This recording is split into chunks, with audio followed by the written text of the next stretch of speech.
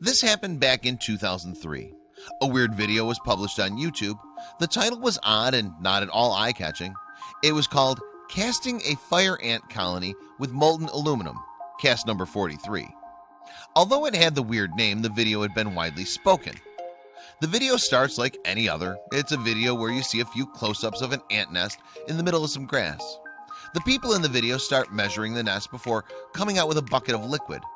Almost right away, the guy proceeds to pour the liquid into the hole of the nest. It's obvious at that point that the liquid is molten aluminum. They start emptying the fluid into the nest, and the aluminum begins to show on the underground structure. Then the mound started to take on a life of its own. It makes a weird sound and screeches and gargles as the molten metal settles within. The pile steams a lot, and then the entire procedure is done, leaving the ant nest very still. When the nest had cooled, the man goes and cleans with a towel the top layer of earth. Then he proceeds to start digging around the structure and destroying the nest for good. After all these, the man lifts the metal-filled nest and changes it into solid ground. Then the man cleans the solid aluminum with a power hose. He removes all the scraps of dirt from the now impressive structure. What it revealed is just incredible. The user that uploaded the video to YouTube is named Anthill Art. It had other videos of him pouring metal into other things, including ant colonies. He profits from it selling the artwork on eBay. The idea of pouring the metal in an ant colony was to show the intricate structures the ants make. The subterranean nest had a fantastic maze of tunnels that connected the different levels. This is complicated for ants to create.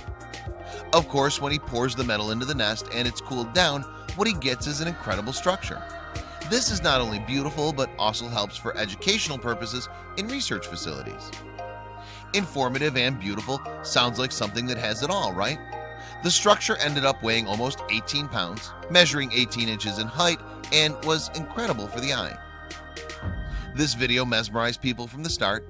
In just a few months, the video had more than 7 million views, and this figure hasn't stopped going up. It's grown to 94 million. Of course, and as expected, the video had good and bad reactions from the viewers. Some thought that what the user was doing was just too cruel.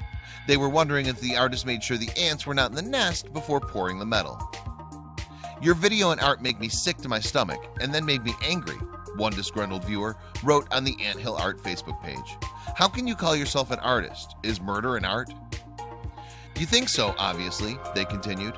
"Guess you never grew out of your childish need to kill animals, insects, and who knows what else to feel powerful. These are innocent creatures with amazing colonies which took them who knows how long to build." And the people that didn't like the video started to grow. "This isn't right, killing thousands of living creatures in the name of art. I'm not a PETA supporter, but this is just inhumane," said another person after watching the video.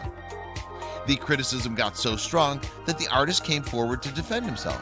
He said that the ant colony was of fire ants, which can give very nasty bites.